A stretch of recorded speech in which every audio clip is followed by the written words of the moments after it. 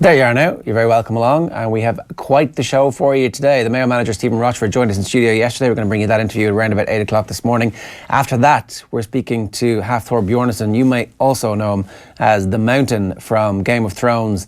Yeah, that's pretty special. We're going to talk Game of Thrones, we're going to talk Conor McGregor, we're going to talk what it's like to be the world's strongest man, because technically he is. He's on a winning streak of competitions in strongman at the moment, which has him stronger than, well, you and me combined, Owen. I'm not How sure long would it take for him to kill both of us? I would say a long time. 8.5 seconds. You underestimate how skillful I am when it comes to running. At running it. But in the confined set of the studio. Yeah. Like there's... Are we on this side or on that side? Are we closer to the hurl? Are we closer to that trophy there? You'd get a weapon. Oh, completely. Otherwise, you're dead. PPI awards finally coming in useful after. We've got so many of them. I watched that guy crush a person's skull via the eyeballs. You did? That was a good question. You asked him, how did you do it? What did they do? Yeah. It was one of a number of great questions I asked throughout the interview. So basically later on in the piece, there was one occasion when I realised that he wasn't going to kill me here in the off the ball set because he laughed at one of my questions, but in hindsight it wasn't my question, it was your question. And I stole one of Ger's jokes. So when you see the Mountain laugh at me later on, it wasn't my joke, it was Ger's. So congratulations, Ger. It was just my delivery, I think, which made him laugh. Hey, look, everybody needs a good writer somewhere along the way, right? Yeah, exactly. And I'm just happy to take the manager's instructions and go with it. When you're selling out Madison Square Garden 14 nights in a row and I'm in the background feeding you jokes, I'll be happy enough. Exactly. I mean, there's a good fee for that. So Ireland were beaten last night 2-0. Some of the newspapers are saying that Doyle did a Karius. We're going to speak with David Preece a little bit later on about the actual Karius situation, because he's a goalkeeping expert and we'll have some idea about why Karius made such catastrophic errors in the first place, whether or not Klopp is actually responsible for picking him and putting him into the environment where maybe he was destined to fail, or if it's just actual stupidity on the part of Karius, and what happens next from Liverpool's perspective. I don't know if the Ireland game was on Sky. I don't think it was last night. I'm not sure. I was watching it on RTE when I think there was a number of moments in the second half when nobody could watch the game. It was that bad. It was nothing to do with the thunderstorm in Paris. It was just this game is so dour, and there was somebody in Paris who just pulled out a cable and was like, the world doesn't deserve this. Throwing the towel in here. Pretty much. 2-0 at half-time, 2-0 at full-time. You know, on the face of it, Ireland steadied the ship in the second half, but was it just the weather conditions were so crap, and also the game was over and France have a tournament to go to, that they're like, well, I'm not going to risk any injury here. Why would we crush these Irish? Yeah. We've already, ruined their World Cup experience once. Why would we do that again? Exactly. Is that what happened? They were 2-0 up in a game that was a warm-up for the warm-ups. This wasn't even a proper warm-up game. This was to get a few people bedded in before they play USA and Italy before their actual World Cup game. So 2 warm-up games is all you need. This was a warm-up for warm-ups, as I say. Of course, the second half was better because we didn't concede 2 stupid goals again.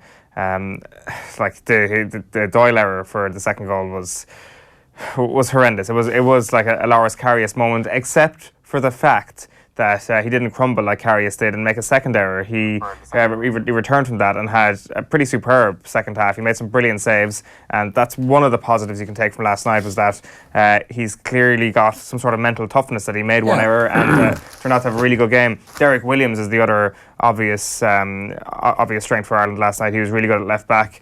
Given the level he's come from in terms of the teams he would have gone to over the last couple of weeks of the season, I think Gary Doyle pointed out that his last 5 teams he went to play away were Doncaster, Bristol Rovers, Gillingham, MK Dons and AFC Wimbledon. Last night was in Paris. He was marking Kylian Mbappe and he did pretty well. So there are 2 positives from it. The negative, of course, is that this is potentially one of the worst Ireland teams we've seen in decades, and there's no light at the end of the tunnel, it seems, in terms of the quality of player coming through. Declan Rice is good. I mean, he might still play for England. He won't. He won't, obviously, but he won't. If they decided to make a giant play for him. Is there such a thing as a holding midfielder in this Ireland team? That was his position last night, was holding midfielder. But when you don't have the ball, what are you holding? You're holding just territory, really, just to stop them cutting through the lines and stuff.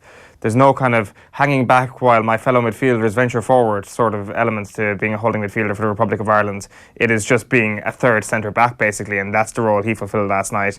And yeah, it was a grim spectacle from an Ireland perspective for a lot of the 90 minutes, and it doesn't leave anybody with a lot of hope. We're probably going to finish bottom in that League of Nations table with Wales and Denmark. We're not better than them. We're a good bit worse than them. And it depends on whether or not Wales and Denmark decide that they think they're going to be able to qualify through the. I don't think it matters. I don't think it matters. I think they're so much better than us at this point that they'll beat us even with a half-arsed effort. Tommy's shutting us up by telling us to get on to what's coming up on the show. What's coming up, as we've said, the Mayo manager Stephen Rochford is going to join us to talk to us about the draw in the qualifiers and the pressures of being the inter-county manager, particularly the inter-county manager of the Mayo footballers at the moment. Going to speak with the Mountain. He is in Ireland trying to convince everybody to support Iceland instead of anybody else at the World Cup. He's a Boy Sports ambassador. We'll tell you a bit more about that and give you the opportunity to win a signed Iceland shirt.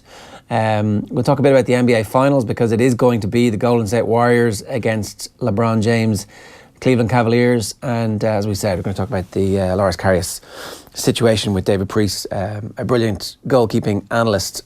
Before we get into the papers, we should tell everybody who has just woken up that LeBron James did it again 2 nights ago. Steph Curry did it again last night. And so we aren't going to be denied the greatest rivalry in world sport at the moment actually coming head to head again. Yeah, it probably is. It the greatest rivalry in world sport? Is it? Moment. Do suggest any other suggestions out there. I'm trying to think. It probably is in terms of Messi versus Ronaldo, but like, yeah, the repetitiveness is certainly excellent. It's the 4th year running that they're going to be playing each other in the NBA finals, and the fact was that each of their conference finals had gone to the home team for the entire duration, and the Cavs and the Warriors both being the lower seed meant that they were destined to lose both of these series. So when it went to Game 7, you would have actually got very good odds on Cavs getting through against Celtics. You would have. I'm not sure we're Rockets' favourites, given that their second best player in Chris Paul was out injured for Game 7. You could say we've never seen the like in any sport, possibly.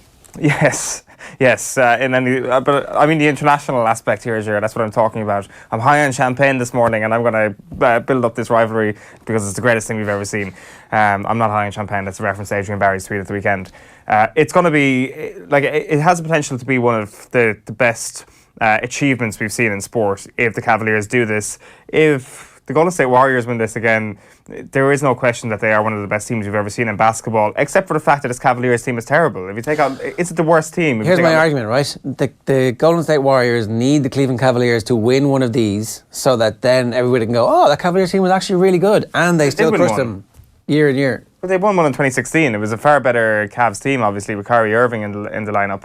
But the 2016 3-1 comeback, when they were, after Golden State had just completed the best regular season in the history of basketball with a 73-9 regular season record, was unbelievable. Like, that's the reason why Kevin Durant is in the Bay Area now, is because LeBron managed to beat them from 3-1 down in 2016. They had to improve this team to create what is now arguably the most stacked roster in world sports, because the NBA changed their salary rules. They allowed each team to have a higher salary cap, and that coincided perfectly when Kevin Durant became a free agent. So this was just synchronicity of the highest order for the Golden State Warriors, who've created this machine who went on to win the finals last year relatively comfortably. I think it was Game 4 or Game 5 when Cavaliers had them on the rack a little bit, and they could have brought it back to a 2-all maybe, or to a 3-2 series, and they missed that opportunity, and then they ended up losing, I think, was it 4-2 in the end in the finals. So it wasn't really a close run thing last year.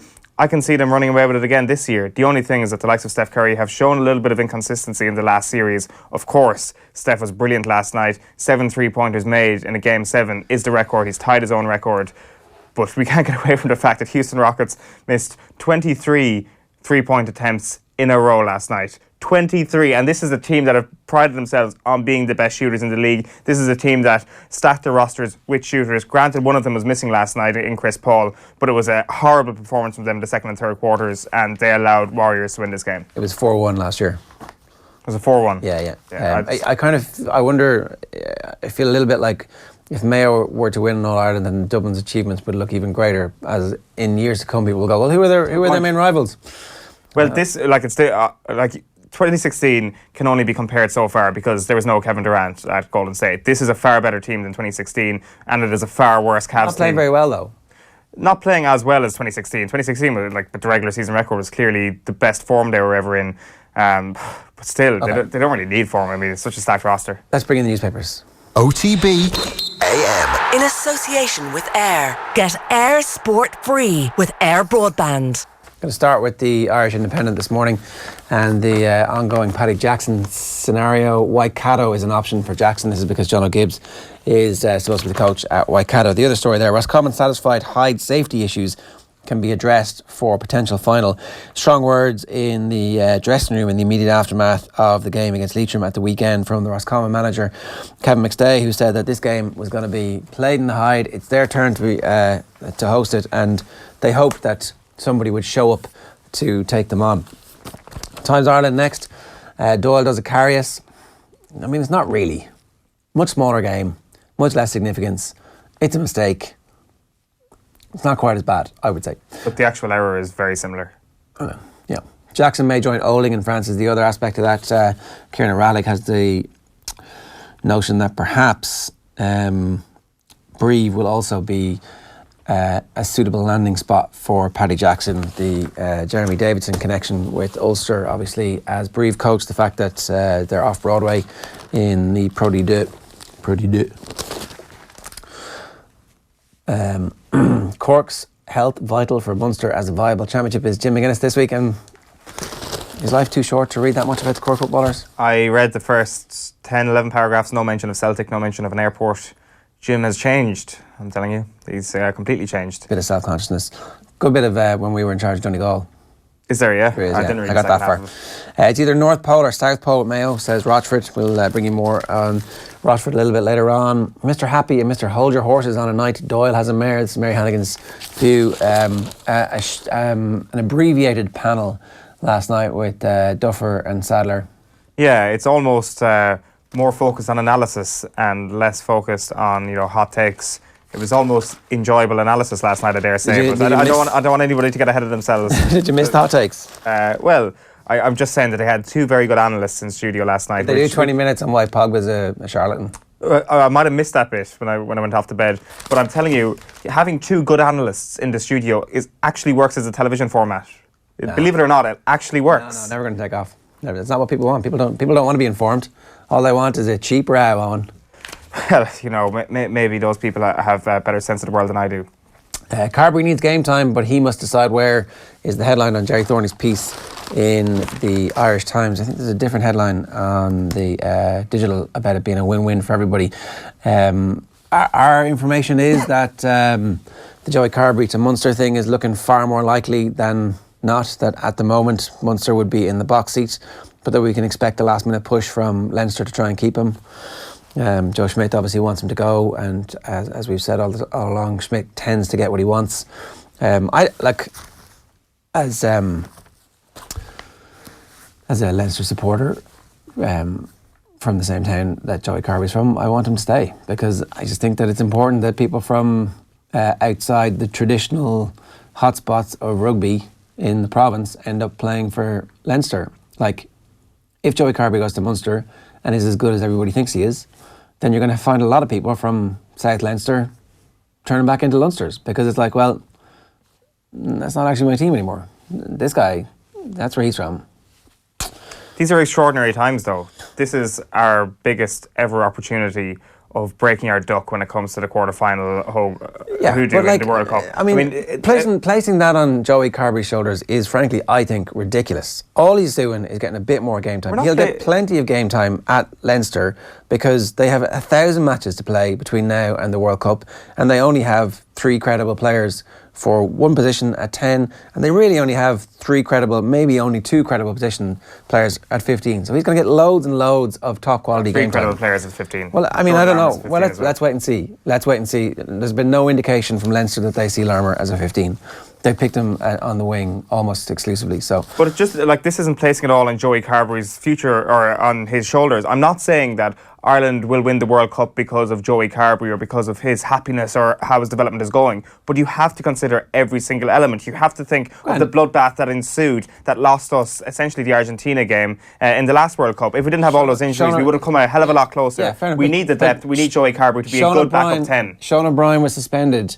We lost Paul O'Connell because his hamstring was torn off the bone. There's a bunch of players. Yes, and what if Johnny Sexton gets hurt in our final pool game? Well, then he probably won't play the final pool pool game, but in one of the first 2 pool games. Well, then you're going to have to go with Ross Byrne or Joey Carberry at 10, both of whom will have had plenty of game time, both of whom will actually have seen him. But they won't have had plenty of game time in the biggest Champions Cup matches. He'll have to play in front of a Thomond Park that expects next season. Like, that is real expectancy. Ireland expects when it goes to the World Cup next year. Leinster have just won every game they played in Europe to win the Champions Cup. And how many of them did Joey Carberry play as the starting 10? He was injured for 4 months this year. He wouldn't have been the starting 10 anyway. Johnny Sexton would have been the starting 10 for Leinster in every single one of those European matches. No question. So he wasn't, because Ross Byrne started the Montpellier game away, and there's every chance that Sexton's going to get injured at some point. They're probably also going to rest him a bit more next season. How many games did Ross Byrne play? 1, wasn't it? Ross Byrne played like 1,400 minutes at 10 last year. That's across the Pro 14 as well. Yeah, and so you've got, those games count. They're still matches. There's still an opposition 7 trying to break your ankle every time he comes running at you. Like, far too much has been made of his patriotic responsibility to move provinces, when actually it's his career and it's his life, and if he wants to stay at Leinster, who are the best team, the best club in world rugby at the minute, then he is well within his rights to do so, and he should tell them all to go and shite, basically. He also has a right to go and, possibly the best team we've ever seen in any sport. Ever. That 8 a.m. champagne is never a good idea, Ger. Right, let's move on. So anyway, that's what we think is going to happen. We think that it's going to be announced this week that he's probably going to be ending up joining Munster. That's the latest we've heard. What's on the Examiner this morning? Examiner. French lesson, O'Neill's Ireland endure tough night at Stade de France. The rain fell down on last year's men. It lashed rain in the second half. Amazing photographs from that. We'll show you some of them a little bit later on. And then a really great piece from Mike Quirk this morning, where he's talking about the pundits sucking the joy out of football. He tells a story of a training session a couple of years back under Jack O'Connor, when they had a group appointment with a sports psychologist. I mean, I think that might have been a bit of an issue. He says they were like kids snickering at mass. Eventually, after 45 minutes, your man, who is supposed to be there for like an hour and a half, goes, right, I've had enough of you. Shower of Kerry whores. And he walked out. That's a tough room. He says there's a great story from it, though, that actually stuck with him. So a little nugget sticks with Mike Quirk all these years later. 2 salesmen were sent to some far-flung destination from the same shoe manufacturer to examine if there would be any potential to develop and expand into a new market. The first salesman was quick on the phone back to his boss, forget about this place, zero potential here. Nobody even wears shoes. The second salesman took a slightly different angle. Huge opportunity for growth. Absolutely nobody wears shoes. He's like, it's all about your perspective. Yes. You see these things, you think, and he's like, looking at the football last weekend, amazing joy outpouring for Longford, amazing joy outpouring for Carlow. Cork beating Tipperary, who were actually favourites and who really, just by recent results, should have beaten Cork. So 3 big upsets, and he's like, Sunday game, talking about crap football, negativity, game's gone, focusing on the dubs, blowing out Wicklow. It's like, come on. Yeah, I didn't make it to the football section of the Sunday game at the weekend, but I endeavour to watch it back at some point this week, so I can't quite comment on their coverage of what happened at the weekend, but I do argue that it is acceptable to admire the joy and the incredible nature of some of those results, while also mentioning how they managed to achieve that. And sometimes a county needs to do things that a neutral might not enjoy, and that's not to say that the specifics that occurred at the weekend are like that. I didn't see the Longford game. I saw the Carlow game, and Carlow were very enjoyable. No mention of Carlow's 100% record from shooting, he says. Well, that's a glaring omission, because that was a stat of the day, clearly. But I also think that it is possible to sit down and analyse that Carlow team and say they are so well equipped defensively. And that's not a negative thing. It's like we can still enjoy really good defensive football. Well, you can't if everybody always says it's shit. Well, that's it. That's if my nobody problem. points it out and nobody understands why it's good or how they got there. That's my problem with the coverage of Carlow and teams like that, because they deserve a lot more credit than that. It's an entertaining brand of football from my perspective, and I think from most people's perspective. I mean, you go to that game on Sunday and you try not to be enjoyed, and you will fail miserably. It was enthralling to watch them turn over the ball time and time again.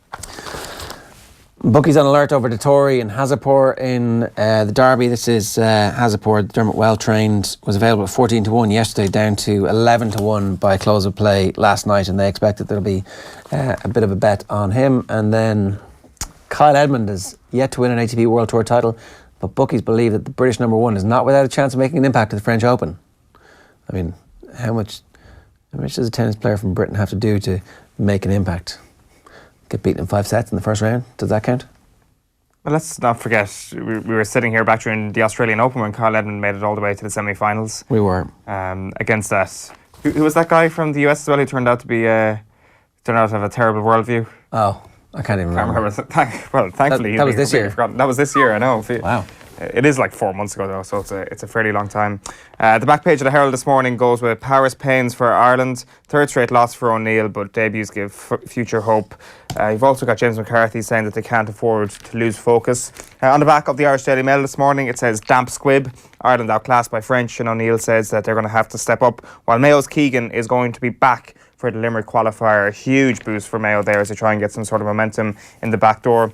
On the back page of the Mirror this morning, it's Gareth Bill, £335 million, it says. Now, I don't like this trend in transfer reporting that you include all the wages. Come on, that's exactly what you should do. That's the price of the club, and suddenly everybody starts to go, that is obscene. Come on, that's exactly right. Just so you know, it's £200 million is what they're talking in terms of a transfer fee for Gareth Bale. No. But you will too old for that. But when you say £335 million, you are automatically speculating about the length of the contract. Nobody really knows how long a contract Gareth Bale I presume that they're getting details, no? Are they really? Is it like... Why has Gareth Bale decided to leak his details to the Mirror this morning after leaking them to the Sun yesterday?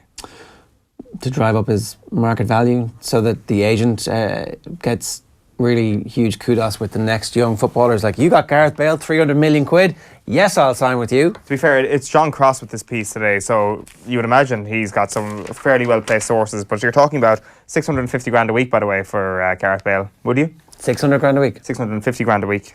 Pounds. It's 200 million pounds as well. 200 million pounds, including transfer fee. No, that is a 200 million pound transfer fee plus 650 grand a week. For Man United? Manchester United. They won't do it. Maybe if they sell Pogba. Well, you could sell Pogba and Sanchez and get that 200 million, right? Roughly? Could you? Will PSG give you 200 million for those two players? They probably will. You don't want to get rid of Paul Pogba now, though. Why not? It hasn't exactly worked. It hasn't exactly worked, but there's hope in the Pogba story, no? The little glimmers we've seen throughout the season. Of course, the glaring omission here is that he will still have the same manager next year, which will probably stunt Pogba's development a further year. But Man United is the issue. Manchester United is the issue. The back page of the Star says, blunder and lightning as France beat Ireland 2-0. O'Neill praises Doyle's character after first half clangor, and he's probably right to do so. It was a good response from the goalkeeper. The back page of the Sun says, for feck's sake, Mart curses luck. That is Nabil Fekir, who scored the second goal for France last night. He's linked with Liverpool actually at the moment. He's hot property in European football. You'd imagine he'll have a good World Cup as well to push up his market value further. The back page of The Guardian this morning says, spot fixing investigation. ICC intends to interview the 5 players allegedly involved. So these are unnamed England and Australia cricketers alleged to have been involved in spot fixing. There was an Al Jazeera undercover investigation into this, and they're going to be interviewed by the ICC probe over the coming days. So it'll be interesting to see what comes of that. Fabinho signed obviously for Liverpool yesterday on the QT. Yeah, that's good. Basically a replacement for Emre Can, kind of a holding midfielder. Better than Emre Can, though, right? I think so. I think he probably is. He certainly comes with a bit of a higher reputation than Emre Can did when he arrived. Comes from Monaco. Like, it's hard to know quite how quickly they've got this thing done. It was clearly in the works back in January. Wasn't there talk about Emre Can actually completing his move away in January? So maybe it was the wheels were in motion at that point. So they've just managed to just push this through straight after the Champions League final. Acting quickly, they're not resting on their laurels at all, Liverpool. A good signing by the looks of things though. And it's tennis on the front page of the Daily Telegraph sports section. Blooming Heather, Watson joins Norrie in second round on Dream Day for British hopes. You've also got that Fabinho story there on the bottom. Liverpool swoop for £43.7 million Fabinho. It's part of a £200 million summer spree apparently at Liverpool. So that is basically all the sports pages this morning. French Open kicking into gear, as we say. It'll probably be 3-4 more days before we start actually caring about French Open. The The front page of the Irish Sun is about 3 lives lost to violence, 3 families less devastated, a nation mourns. Obviously, it's a far more important story than the stories in the lead of the English Sun, but we just wanted to point this out. Raheem shoots himself in the foot, gun tat fury, aces sick new tattoo. Obviously, sick is, so the kids might pick up the paper and go, oh, he's got a sick new tattoo. But the Sun have decided that Raheem Sterling is sick because he's done this. This is part of a long pattern of behaviour from the Sun and the Daily Mail in particular, vilifying Raheem Sterling as a young, successful black man who refuses to live his life quietly. I just want to read this for you. It's from an Instagram story. When I was 2, my father died from being gunned down to death. I made a promise to myself I would never touch a gun in my lifetime. I shoot with my right foot so it has a deeper meaning and still unfinished. So fair play to Raheem Sterling for doing what he wants and not taking any shit from the English media, because the English media are a despicable bunch. Here's just a sample of some of the headlines for you. So that looks to me the fall of Sterling, life and times of 3 lines footy idiot. Raheem Sterling hires private jet and heads for 2 holidays in week before joining up with the England World Cup squad. So he takes a private jet. Then there's another one later on where he's actually on board an EasyJet flight on return from his holidays and he gets slagged off for that. So it's like he's an asshole for having a private jet, he's an asshole for being on EasyJet. Tired Raheem at 3 a.m, 3 Lions party. It's like, man has night out. There's the EasyJet headline. He earns 200 grand a week but takes £80 EasyJet flight from a holiday. So the Mail, very proud of their work there. Man City star Raheem Sterling spotted bargain hunting in Pound World. They've got good cheap chocolate. It was light bulbs, I think, on that particular occasion. He buys clothes from Primark while on 180 grand a week. Well, Primark, great Irish company. Why the hell wouldn't he support them? Plain sailing. There you go, there's the plain one. How many children does Raheem Sterling have and who is his fiancée? Paige Million. So, really shitty behaviour from the English press, and you get the opportunity to kind of see the trends over a period of time. Fair play to Gary Lineker for pointing this out. He's been one of the people beating the drum that people need to get on with their lives and leave Raheem Sterling to be who he is. Yeah, like it's an unbelievably successful and talented young footballer who is coming to a peak of his career. Yeah, I see one Mr. Morgan on Twitter this morning as well, defending the media that he said something like, footballers will always try and do things before a World Cup to rock the boat. What the hell are you talking about? What? How on earth is this tattoo on his leg an attempt to rock the boat by Raheem Sterling? Like, stop blaming the media, he's saying. Well, I think we've pretty much outlined a number of reasons why this is a targeted campaign of, as you say, a black man who's not going to live his life quietly and therefore is an absurd human. It is disgusting. It's a campaign is the only thing you can describe it as, by 2 publications in particular. Let's move on. So yesterday we caught up with the Mayo manager Stephen Rochford off the back of the AIB announcement that they will be partners for the next 5 years. They've announced a 5-year extension to their GAA sponsorship backing club and county. It's one of the biggest deals in the GAA because obviously it runs across both the club and inter-county seasons. So it's an always-on, all-year-round thing. And it turns out they've got loads of people who work for AIB who are heavily involved with the inter-county and club scene. A bunch of them came into us yesterday. We'll bring you some stuff from James O'Donoghue and Colin Cooper a little bit later on next week ahead of the Kerry game. Maybe we'll play it on Thursday? Yeah, Kerry are playing this week. Yeah, so maybe we'll play it on Thursday for you. The extension includes the AIB Club Championships, the AIB Camogie Club Championships and the AIB All-Ireland Football Championships. Here's how we get on with Stephen. All right, I'm delighted to say with us is Stephen Rochford in the middle of the campaign. How are you doing? Not too bad. Beautiful day here in Dublin, so yeah, not too bad. Yeah, the draw was made obviously this morning, and look, I know you can't say that it's a friendly draw, but you didn't get Tyrone, which I think we were all hoping that it would be a Mayo Tyrone game just to get that extra bit of spice in the first round of the championship. Probably you were thinking rugby is over, what's going to happen on 9th of June, need something. Look, the reality is that, you know, any of the teams that were in the draw this morning, they're all starting from the same point. They're all after coming off a disappointing performance or result in the provincial championship. So, yeah, I'm sure there'll be plenty of external noise saying Mayo will be favourites, but that was the same against Derry last year and for Fermanagh the year before, and we struggled over them games because, when you're so invested in the provincial championship and you're really trying to edge out that winning performance, and that your confidence takes a little bit of goes on a little bit of shaky ground. So that's the one thing about the qualifiers as well, that allows you to try and build that up. So you're somewhere in between. Logistically, it's good. You didn't have to go to Waterford, or up to Antrim, or maybe take a flight to London. So them elements are better. But it's going to be a tricky game, I've absolutely no doubt. We were looking back at the results last year, and the season was one of the most ridiculous in GAA history. It's like extra time, a replay, extra time, eventually another replay, and then another draw until you get to the All-Ireland final. It's like an absolutely crazy season. Did you have time at any point in the off-season to look back and go, wow? Probably not really around wow, because you were sort of nearly doing so. It's never a wow because it would have been wow if you'd won it. That's the reality.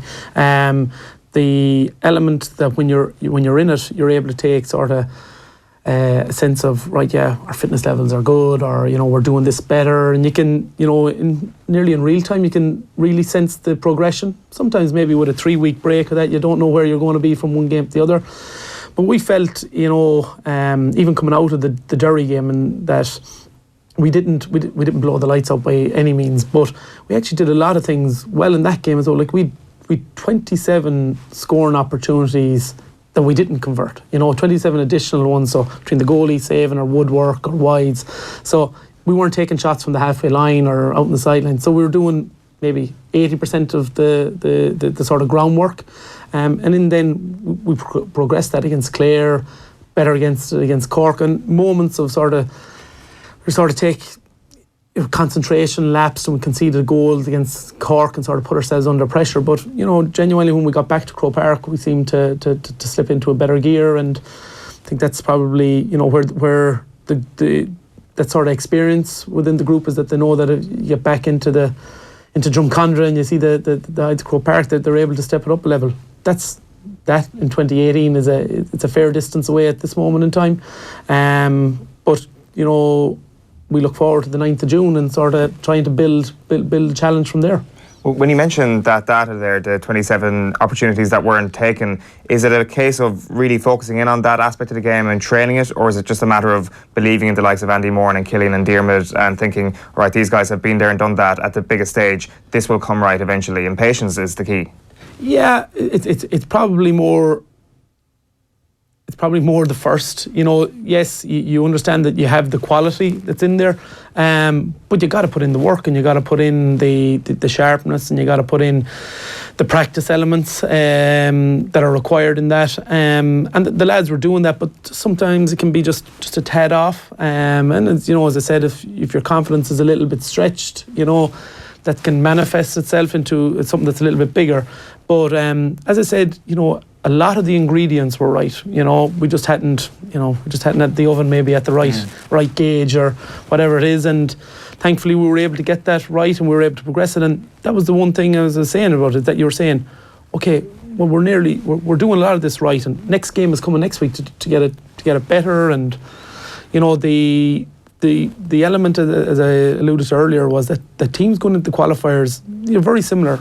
Confidence for all the teams is a little bit questionable. Their form isn't as good as the teams that go through the front door. So, there's a lot of similarities in it, and you just need to be able to prep physically and mentally as best you can. And then, not quite hoping from hope type of thing, but that your performance levels are going to be good enough then to get you that win. Is the confidence better this year, given that you've been through this before and there is that kind of know-how, or because it was such a hard road last year, is it the opposite effect? No, like the confidence, the morale is quite positive within the group. How do you work on that though? Like, what do you talk about it? And you just go back and sort of your starting point, and you look at what went wrong or what went well, but you didn't maybe you didn't execute as well as you should. We have the element that we played that game for 2/3 of the game with only 14 men, but 74 minutes into that game is level. and you're playing against a team that has as good a form line as Dublin. And you know, Dublin are the benchmark for all of us based on their performances and on their silverware. So, you know, you sort of you have to take some level of perspective. And you're missing a lot of your best players. Well, you know, some of them aren't available, or some of them don't have the same match time. But they're the cards you're dealt, and you know, so be it. We still put ourselves in a place to win that game. Never got ourselves in front. So that's something that we should have done. Like we opened really well in the game, but we never put it on the scoreboard. And it's something that's put over the Mayo team, you know, over the last number of years is in relation to scoring forwards. But I think if you look at from the Derry game on last year, and you look at what their scoring rate is versus anybody, and I think it's you're able to see that it's a match for anybody. But that's all history now. It's the same as you saying, well, do you trust in the players? You do. But you can't rely necessarily on past performance. You have to be able to deliver on the 70 minutes on the 9th of June or whatever days that comes again. There must be kind of an element of trying to put all sentimentality aside then when you say that. As in, look at the great memories. Say in, just hypothetically this year, you can't get too wound up with the amazing memory that you have of Andy Moore and killing Kerry last year. You've got to park that, and as you say, it's based on the here and the now. Yeah, like I mean, you know, somebody's season can be over and, you know, on the click of a finger. Something that happened 6 weeks ago, never mind 6 or 9 months ago, is totally different. Teams then could be shaping up differently against you. Is the form of all your team coming together in relation to, I think, like, you know, you allude to the Kerry game, the Dublin game. We had real consistency throughout the team, and our performance levels were hitting the right levels. We wouldn't have been, even if we come out with a 1 point win against Galway, we would still be critical of ourselves as regards understand that we're a work in progress and that everything wasn't perfect, you know, but the result dictates the narrative, and you know, we're old enough to accept that as well. Yeah, I mean, the narrative around Mayo though is so tortured and so polarised, and like you're in the middle of that, and that can't be an easy situation to be in, where the team comes in for criticism, the management comes in for criticism, and you have to just go about your day job going, all right, well, we've been in the last 2 All-Ireland finals and a kick of a ball between us and the now team that has done 3 in a row. Is it hard to bite your tongue in those instances? You sort of try and remove yourself as much from it as possible, but you know, we're Mayo's a small enough county as well. My job with AIB means that I'm in the public eye a bit. You hear a bit. You get a couple of letters sent to the house to offer that sort of insight.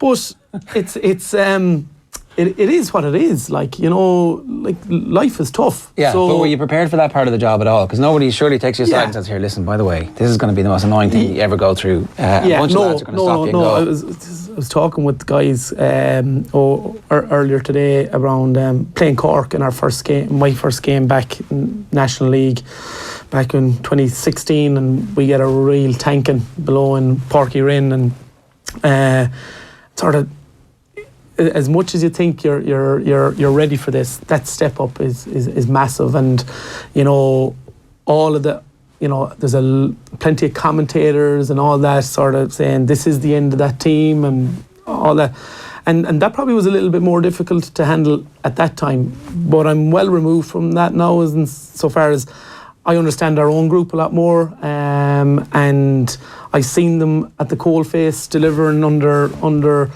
that element of pressure, but dealing with it on the field as well. And they're a great bunch of guys, and I really, really trust them. And you know, we can only control what we do within the 4 walls of our dressing room and our pitch, and we look to try and change that narrative, but we've no control over it. You're on Twitter. I don't know how often you actually log in and check it. Do you use it as something occasionally just to check scores and sport and stuff? Validate our performance or something? No, I don't. I mean, I would have I would have been, you know, when I was involved with Curfin there, I would probably have had more of a social media presence and that. One of the learnings is when you go into that is step back. It's unfiltered. It's you know, and I say this with a little bit tongue in cheek. You know, everybody's an expert. You know, talking to somebody last winter, and saying if you looked at the game 10 years ago, there was maybe typically 4 or 5 mainstay GAA correspondents in the media or whatever. Now we have maybe 105,000 correspondents or experts in it. But that's just the way of life is now in 2018. And if you want to be distracted by it, log on to Twitter every hour. If you want to stay focused on what you are, well, then do your work on video analysis and do your work in relation to understanding where the team are and where they need to progress to. So you do need to remove yourself. Would you flick it on when you're watching the Champions League final or American football or whatever, just to so you still use it the way everybody else does? Yeah, a bit of that, but following a bit of Leinster rugby and sort of try and get some of those insights. So yeah, a little bit like that, but. You have 2 kids under the age of 4, you don't get much time, and the smallest lad is mad for the phone. So yeah, to try and keep peace, that gets hidden a little bit as well. Yeah.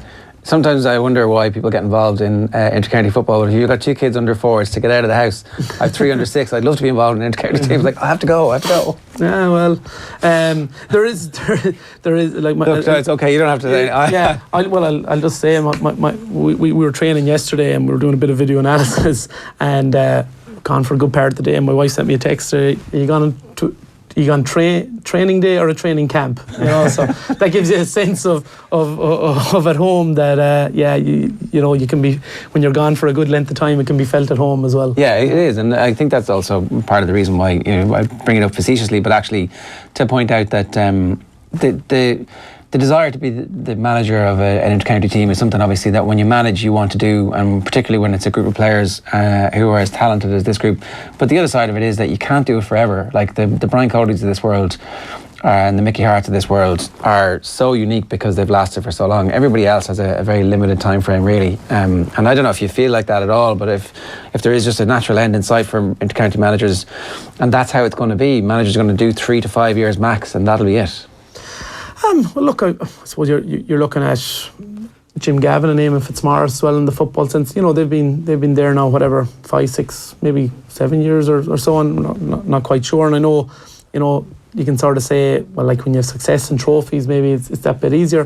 For me, in many ways, I see myself as being very privileged, and privileged that I wasn't good enough as a footballer to play for Mayo, and I've been sort of honoured that the Mayo people in Mayo have sort of trusted me to sort of lead what have been great ambassadors for Mayo, possibly the finest team to come out of Mayo over a long period of time, since obviously the teams that won the All-Ireland. So there's a privileged element to be in that, and you understand that if you're going to be challenging at the very top, you're going to come under more scrutiny. So that's just like, we can see that across whatever sports it is.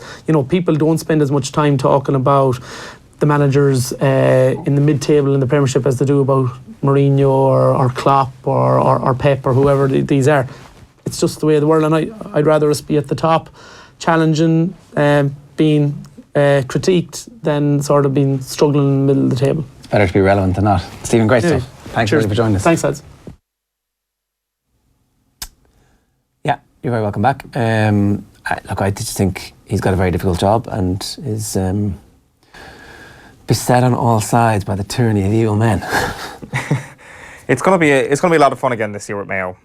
They're going to make the Super 8s. Let's not kid ourselves here. There's nobody who will arrive in the qualifiers that is likely to beat them, except if they happen to draw the loser of the Ulster final. Tyrone could beat them? No. You don't think so? Mayo will beat Tyrone. Mayo will beat... Mayo are in the top 3 teams in the country. I don't think there's any question about that. And everybody fits? Everybody playing well? Yes. No, Leroy. We should have asked Stephen Rochford. He wouldn't know if Leroy was his actual name. We haven't got that verified yet. Chance missed. Where we were not doing journalism yesterday. Leroy is back. He's back for the Limerick game. Back fully fit. And so obviously Diarmuid O'Connor sits this one out. Will Killian start? Is he fit? He will be fitter. Like, they've had 4 weeks or whatever it is to get a little bit fitter from the Galway match. I think Killian will be flying. I think like Diarmid, once he comes back from his suspension, it's a 1 game suspension, isn't it? So, like, I don't know why they would change the rules for this particular occasion, but like, they're going to beat Limerick. It's kind of a stopgap. It's a perfect little way to ease your way into the qualifiers, and they will be fine. They will be fine as long as they avoid Donegal or Monaghan. We went through the games with them there. The Derry game, Derry had a free to win it. The Cork game goes to extra time in the qualifiers last year. The Roscommon game is a draw, and in the replay they come back and they win it. The Kerry game is a draw. There was one other really tough game in the middle of all that. Obviously they got beaten in the Connacht Championship. That was like 5 separate occasions before they eventually got out of the championship that it was a close run thing last year. So I don't know if it's guaranteed that they're going to slalom through. No, like, I mean, the other opportunity here is that there is some sort of a shock caused in Munster or Connacht, where I don't know how high this trajectory is for Cork or how undercooked Kerry may be going into a Munster final. Kerry could end up there. You could have Galway ending up in the qualifiers as well, and it could be Galway versus Mayo Mark II, which I think is, it's obviously a far more realistic prospect than Kerry going into the qualifiers. That Roscommon, if they get this game in the Hyde, could justifiably beat Galway. And maybe. Because I said yesterday that if that game is in the Hyde, Galway will be only 2-point favourites. That it will be very, very close. And, like, sure, they did it last year. And they will be hungry for revenge against Mayo if Roscommon jump back in. And if Galway go back into the qualifiers, well, we all know how that rivalry has been going for the last couple of years. So everything depends on how these results go. But I suspect if they just avoid Donegal or Monaghan, we will see them in the Super 8s. No problem. Who is your favourite Game of Thrones character? Tyrion. That kind of has to be, doesn't it? Or Bronn. Tyrion or Bronn. It's hard because when you think back, it's like, I really like that character. Ooh, then he did that horrible, disgusting thing. You're like, those two kind of, as far as I remember, haven't actually. Well, Bronn has caused a few atrocities. But it's always kind of like against bad people or people that we perceive to be bad. Yeah. Or like outright bad as opposed to mostly bad but a little bit good.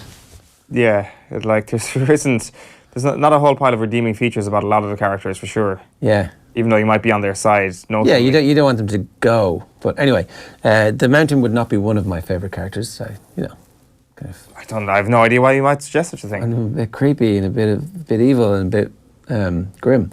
But he's a very nice man in real life. Very nice man. As we found out when Man of peace. Hafthor Bjornsson, aka the Mountain from Game of Thrones, aka the world's strongest man, was in Dublin last week to convert Irish football fans into hashtag Team Iceland. I don't know if you've seen this, but Iceland have gone all out to try and convince the rest of the world to support them. Their Prime Minister, their first couple, have made this pretty interesting, funny video that we played for you a couple of weeks back on the show, which is worth checking out. But Hafthor was there in Dublin trying to convince people. We have Iceland t-shirts that the Mountain has signed to give away with thanks to Boyle Sports. Just leave a comment on one of the OTB AM live streams on YouTube, Twitter or Facebook. You can get us on youtube.com/offtheball. If you subscribe there anytime we go live, we'll send you a notification. And also there's loads of good content there, particularly some of the longer form stuff, if that's what you're into. Boyle Sports are also offering customers the chance to win a trip for 2 to Iceland when you bet 20 quid or more on any Iceland related World Cup market on the new Boyle Sports app. It has to be on the new app, so make sure you download that if you want to enter that competition. The lucky customer will win return flights for 2 to Reykjavik from Dublin, 2-night stay in a 4-star accommodation, an official Game of Thrones tour, and to top it all off, 500 quid in cash in spending money. Here's how we get on with Thor. Hafthor Bjornsson, aka the Mountain, is here with us this morning. How the hell are you? I'm good, thank you. How are you guys? Yeah, I was going to say welcome to Ireland, but you're in Ireland all the time. We keep forgetting this. Yeah, well, I come here. I've been here quite often. I film a lot here for Game of Thrones, mostly in Belfast City. Yeah. Also, famously, you were here one time. Was it here that you fought with Conor McGregor? Was that in Dublin? Yeah, actually, I was filming in Belfast City, and I had the whole day off. So I decided to take a trip here to Dublin, and I met up with him, and yeah, it happened all here. Yeah. What was that like? Oh, it was all fun, It was just friendly sparring that went viral, Yeah. It went totally viral, and everybody saw it. So when you say friendly, he knees you in the rib cage a little bit, and there's one point where you're grabbing him and we're thinking maybe you were about to squash him. We weren't sure. I was thinking about that at one point, but then I realized that he had a very important fight coming up it was worth a lot of money for him. So I didn't really want to ruin it for him. Yeah, but he was definitely, there were some punches, the body shots were landing. You can see. Yeah, they were landing, you know. And I'm obviously not used to getting punched, you know. Even though I'm strong, I'm not used to getting, you know, hit by a professional fighter. Yeah.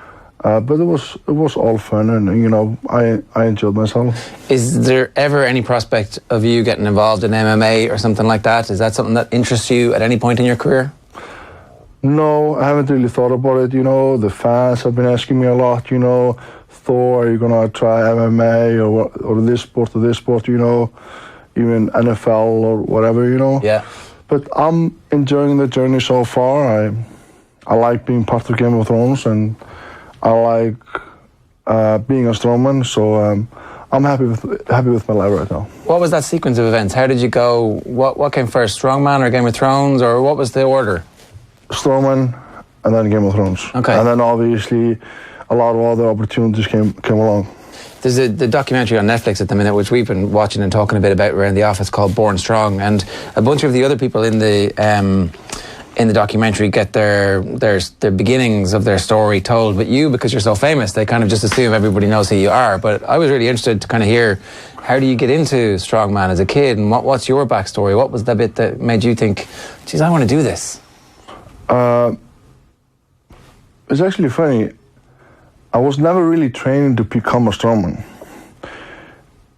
In the beginning, as a young boy, I wanted to become a professional basketball player, but then I injured myself a few times, and I had to take a break. And I took a year break where I just decided to build myself up. And in that year, I gained a lot of size and strength, and I started to love the weightlifting more than the basketball. And then I decided I wanted to try something, and I tried out powerlifting first. I did some. Just like Olympic powerlifting, that kind of stuff? It's you do bench press, squats, and deadlift. Okay. This is powerlifting. It's three lifts: bench press, squats, and deadlift. Competitive. Yes, Yeah. I tried that first, and then I decided I wanted to try something else, and I tried out strongman. A competition, Icelandic competition in Iceland called Westfjord Viking. And after that competition back in 2009, I just got totally hooked, and I didn't look back. I just kept on going. What age were you when the basketball injury happened? 18, 17. Okay, because that's your dreams right there, and all of a sudden you're looking at your knee. I think it was a knee injury, was it? Was my foot. Okay, so you're looking at your foot going, you've betrayed me, my body has betrayed me. And that, like, I think anybody, when they have their dreams taken away, it can be a difficult moment. Yeah, it was definitely, you know, because, you know, I was always training and I was getting in a good shape, then the season was coming, and then I got injured. I had to go, so it was very frustrating for me. But I found my sport, and I'm happy today. Yeah. Well, what's the competitive spirit like around the strongman competitions? Because we often see trash talk when it comes to actual combat sports. Is it more of a gentlemanly approach to your fellow competitors and the people who want to become the world's strongest man? I think there's rivalry in any sport. Even in strongman there's rivalry, but I think that's good. I think it can sometimes be helpful, and it builds up excitement for the fans. Is your rivalry with other people, is it an intense one? Do you have particular rivalries with other people in the strongman game? For example, another guy from England, Stoke, named Eddie Hall. Me and him have had some rivalry, you know, throughout the years, but nothing too serious though. But it's the fans like it, and it makes the sport grow. Strongman seemed to me that you're all very close in strength. There's not that much between you. That a lot of it is the psychology of who is in the best form at that moment. How much of that is you intimidating your opponents a little bit, or just getting in their heads, as much as it is you being confident that you're at the peak of your powers? I think it's obviously you can get into the other guy's head by I mean, for example, if someone of my competitors asks me, Thor, how are you feeling? My first question always and will always be, I'm great. If they ask me, do you have any injuries? I always say no. I just pretend that I'm 100% healthy and in the best shape of my life. And sometimes that gets into their head because usually all of us are injured and we have some problems. I'm usually injured. I tore my quad 2 years ago, just a few weeks before World Strongest Man. I broke my toe a week ago before World Strongest Man this year. But when the guys asked me, Thor, how are you feeling? I said, I'm great. I'm not going to tell them that I have some weaknesses, because if I do, then they maybe believe that they could beat me. It's the fake it till you make it, is how Conor McGregor says it. Yeah, exactly. And that gives you psychological power over them. Yeah, it makes them feel like I'm unstoppable. You know, they have no chance to beat me. Yeah. The rivalry, though, that's real, isn't it? I mean, when you talk about Conor McGregor there, I mean, it's very easy to talk about the circus before the Conor McGregor versus Floyd Mayweather fight last summer. Your relationships and those testy times you have with your competitors, when it's heated, it's real. It's not a theatre. It's not. Yeah, definitely. It is real. At least in strongman, you know. Maybe some of it's fake in other sports. I'm not sure about that. But in strongman, it is real, and you know, we all want to win in the end of the game, and we all want to be the best. Mm. Do you like Conor McGregor and how he deals with the media and how he hypes up his fights, how he hypes up his own brand? I met him before. I like him as a person, and I think he's a great athlete, and the way he's doing it.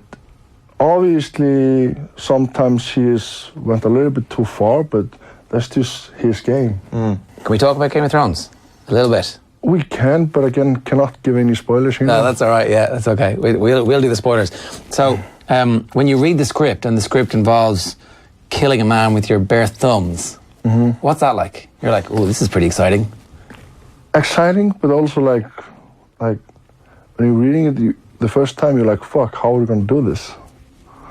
Yeah, but it's definitely exciting, and it's great to be a part of such a big television show. How did you do it? Did you crush something? Yeah, it was just a fake head, you know, copy of his head.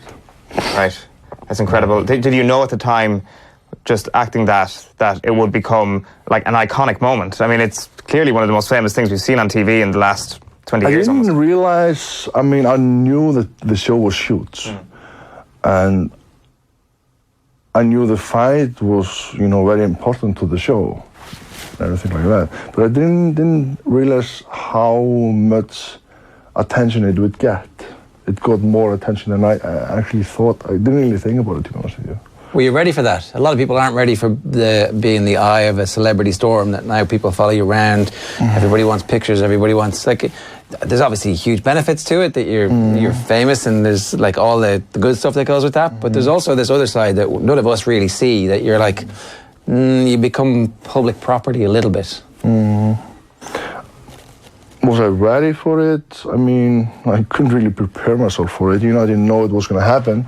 So it just kind of came, you know, and now it's just part of my life. Are you happy about it, that part of it?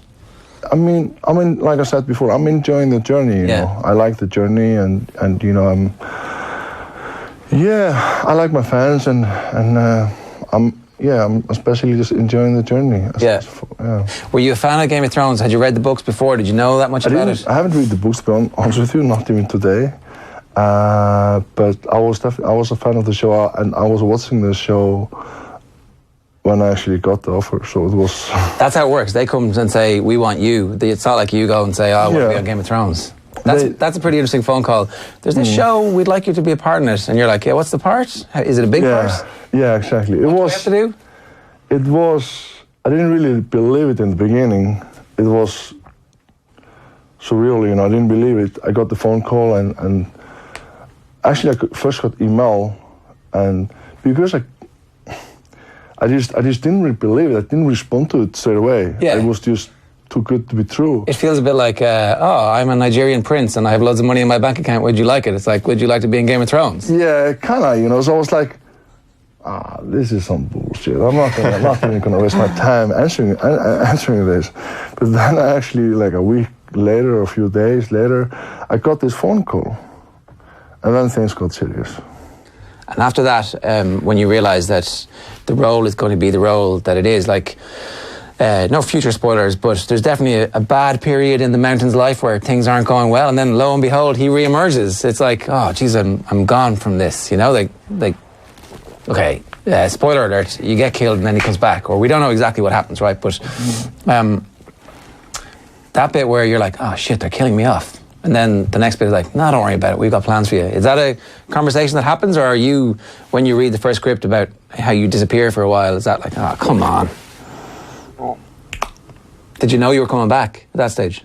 Yeah, I knew it. Okay, that's all right then.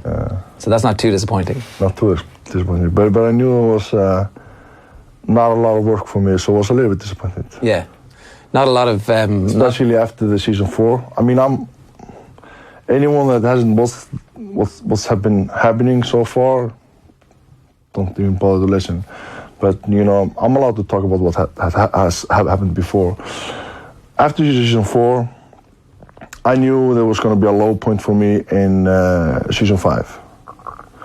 Then it got a little bit more in season 6 and season 7, and I obviously can't go into any details into season 8. Yeah. Okay, so at least you knew you were coming back. And the fight scenes are unbelievably choreographed. Like, maybe the things aren't as sharp as they look on TV, but they're still proper weapons, and you guys are big guys. Like, do they hurt? Do you get injured in those scenes? I haven't got injured, but after the fight against the Red Viper, I was very sore. Yeah. Just like it was, you know, it was a lot of contact, and you know, we were working. You know, it was a work. Yeah. Well, it looks amazing. It was a lot of contact, and you know it. But it's basically like a dance. You're learning these movements, and then you're learning them so well that it becomes like a dance. You take this step forward, then you take this step backwards, and then you put your blade here, and he puts his blade, and it's just like a dance, you know. Basically. Yeah, a lot of trust involved, I presume. Yeah, you have to trust the other guy, obviously. Yeah. A lot. See the way you said you didn't get injured. Did you ever injure anybody in any of those scenes? No, luckily not. Touch wood, so far. Yeah. Here, we've actually got the footage of the McGregor. We've dug it out there. So there's a few bits of this where I think you can actually see that it's on this screen here, I think now. Yeah. So he's a little bit smaller than you. That's the bit where he's kind of... There, at this moment, I knew I could take him down, but I just didn't want to break him. Could you break him? I could. It feels that way, yeah? He felt very light, and there as well, you know, I had him a few times, there, but I just didn't want to break him. He's quick on his feet. He's quick, and he was very slippery as well, so it was hard to get a grip on him. But there were at least 2 moments, I think, I could have just messed him. And is that hurting you when he's jabbing you in the torso? Not too bad, you know. There's a huge size difference, obviously, between me and him. There's a beautiful... But I'm not used to getting punished, obviously, and I'm no fighter, so my technique is just like... I'm wearing jeans and just some shoes on. I just took my shirt off and we were just joking, and he was just enjoying himself to punch some fucking big wood there. There he's starting to punch you in the stomach, and that's... Yeah. I wasn't ready for this, and obviously I'm a big guy. I was like, just fuck this. I'm not gonna run after this small guy. He's running around, you know, and that was a sneaky. And I don't have cardio for running around after a small guy. So yeah. I'm not sneaky knee in the rib cage at the end there as well. Yeah. It seemed like he was taking that pretty seriously. He was. Yeah. He was. Like afterwards, when you extend a hand, he's like, all right, okay, it's over now. Whereas before that, it was still game face on for Conor McGregor. I mean, bring me a shorts and put us in a cage, and you know, I'll fight you again. How long would it take for you to win? If I would get a grab on him, 10 seconds. 10 seconds, okay. Yeah. And how many Conor McGregors would it take to beat you?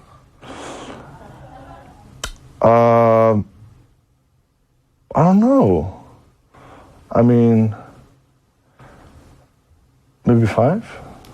Wow, that's a lot.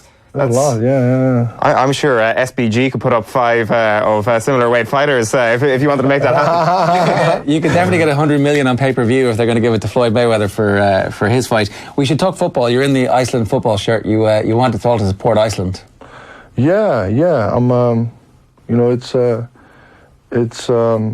We are the underdogs now, and it's going to be exciting to see, how it's going to go for us. I have a big belief in our team. That's the fans' jersey you're wearing, the one that all the fans in Iceland are wearing.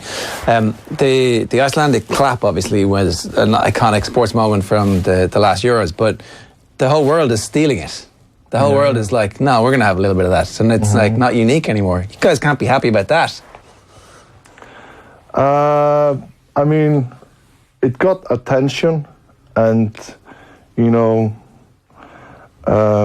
I'm not sure how the guys are feeling about in the team, but I think it's just good for us, that, other nations are stealing it. Just means that we are doing something right, something good. Yeah, it must be a great time to be an Iceland football fan, because the population is so small, and to reach as far as you did in the Euros, and then for it not just to be a fluke, it's like a second tournament, and actually it's a much bigger tournament still. It's pretty special. It is indeed. I'm very proud of our team, my nation, and I can't wait to see what the guys are going to bring. I think they're all ready, hungry. They're nothing to lose, but everything to gain. So it's going to be, I think, something. I don't know. Some of the nations might underestimate us, but I think we're going to surprise a lot of people. I had one last question that I was asked to ask you by my wife, who's a Game of Thrones fan, is, do you actually like Cersei? Does the Mountain like Cersei? Is there a possibility he's kind of in love with her? As a character? Yeah. I mean, obviously not in real life. Unless you want to break some news here. I don't think so. The character isn't in love with her at all, no. It's pure servant and protected. Yeah, and he's there for a reason, I think. So that's a spoiler right there. Cersei and the Mountain do not get married in the next season again. I don't know. I can't tell. Who knows? Maybe they do. Well, listen, enjoy Belfast, and you're very welcome. Best of luck to Iceland in the World Cup, and thanks a million for being such a good sport. It's a big lad, half tour. Yeah. He was, let me do this read first. He was in Dublin last week to convert Irish football fans into #Team Iceland. We do have Iceland t-shirts that the Mountain has signed to give away with thanks to Boyle Sports. Just leave a comment on one of the OTB AM live streams on YouTube, on Twitter or on Facebook. Boyle Sports, of course, also offering customers the chance to win a trip for two to Iceland when you bet 20 quid or more on any Iceland-related World Cup market on the new Boyle Sports app. The lucky customer will win return flights for 2 from Dublin to Reykjavik, 2 nights stay in a 4-star accommodation, an official Game of Thrones tour, and to top it all off, 500 quid spending money. If he's half tour, I wouldn't like to see the full tour. Hey, 3 weeks in the making that line. I think Just I thought delivered of it well. You did. I actually did just think of it. Yeah, big guy. Not that we expected him to be small, so it wasn't like when he walked in, you're kind of like, wow, look at this giant of a man. It'd kind of be more surprising if he was, if he was somebody we'd never seen before. So, if you watch on Periscope, which is the Twitter video stream, then the live picture is there, but the stuff that we tweeted earlier to hook you into that live picture is also there. So we had Stephen Rochford on first, and all the tweets went out with Stephen Rochford and stuff like that, and then the Mountain comes in, and Daniel J. Brady quick off the mark. Rochford looks like he's had a big off season. It's going to be a lot of fun again with Mayo. And then it was actually a picture of Halfthor instead of Stephen Rochford. Maybe it is Stephen Rochford. How much work would can an extra foot? Yeah, an extra. But in terms of the size of him, and not in terms of the height, but in terms of the mass that he's put on, how long would it take somebody like me to do it? Like, it'd obviously take Rochford less time to do it, probably. You would explode. You would literally explode if you were to get to his weight. Into me, I would. Yeah. I don't know. It's remarkable. It's a very interesting game. There's Like I think he was Never carrying, was I think he was carrying lunches around with him as well when he was here. That his diet is off to a T. I saw him on Instagram querying his Irish followers where would be the best gym to go when he's in Dublin city centre. Oh yeah. He's got over 1 million followers on Twitter, which is incredible for a person Maybe who. we should have tagged him in a few of our tweets. Well, Instagram is different to Twitter. You said a million followers on Twitter. Sorry. Sorry, I meant Instagram. Okay.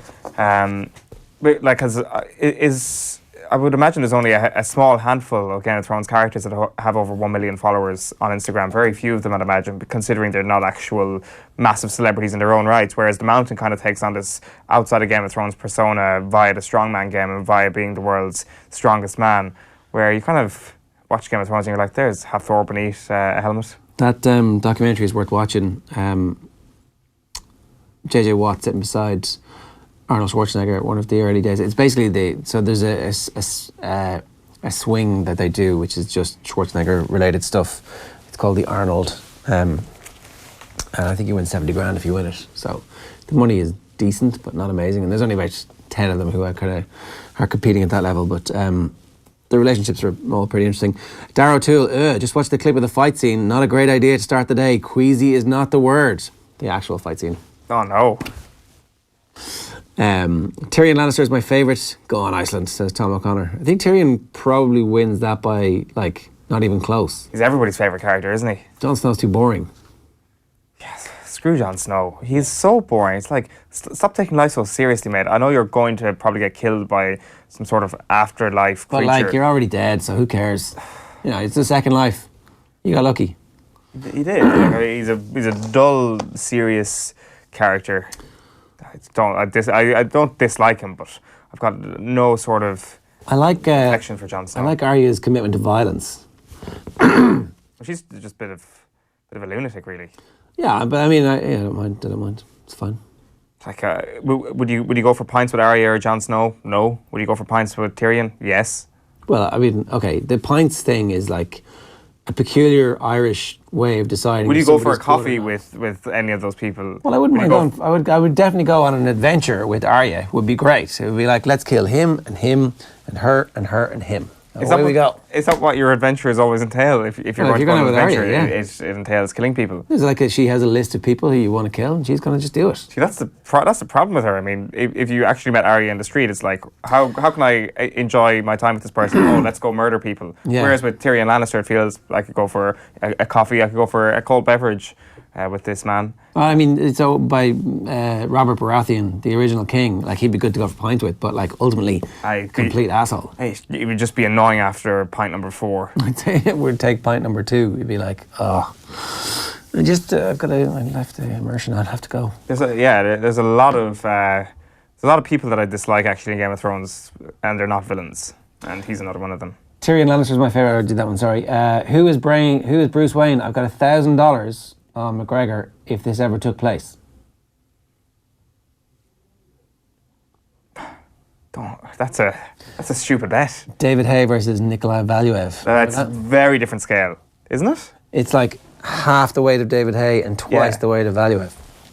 But like, if you're McGregor, you just make it last for more than a round. And he collapses, keel's over. Right? Yeah, or he doesn't chase you around. What do you mean? Like, I mean, the reason why Conor McGregor knocked Jose Aldo out after 13 seconds was because Aldo went for him. Yeah. Whereas the man watched that and the man's like, come for me. The boos from the crowd who have paid like 10 grand each to watch this fight. I don't think the Mountain really cares about putting on a show in that regard, given what he did to poor Oberyn Martell. Fumble says, Savage the Mountain is on off the ball looking bigger every time I see him. Finally the world's strongest man. Is gouging is gouging not allowed? In MMA? Well, in whatever no rules format this takes part in. You've probably got to allow gouging. It's a special move. I mean, you wouldn't tell Rey Mysterio not to do the 619. Like, you can't tell the Mountain not to do the eye gouge. Joe Glacken says, lol, because he's so freakishly big, I think it'd be interesting, but I think one clean shot on the chin from Conor wobbles him, and that'd be it. And then Alex Carvalho says, I bet my house on Conor. There you go, the McGregor fanboys are out.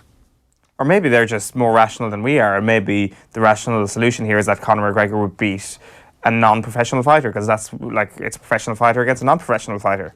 So maybe it's very simple. Maybe size does not matter one bit. I was going to ask, who would you rather face? One mountain-sized Conor McGregor or 10 Conor McGregor-sized mountains? And it's actually quite an easy choice. You would take the one person over the 10 people. Like, it's not like they're kind of, that Conor McGregor is some sort of subhuman in comparison to the mountain. He's just smaller and not as much body mass. This only works with horses and ducks. Yeah, horses and ducks.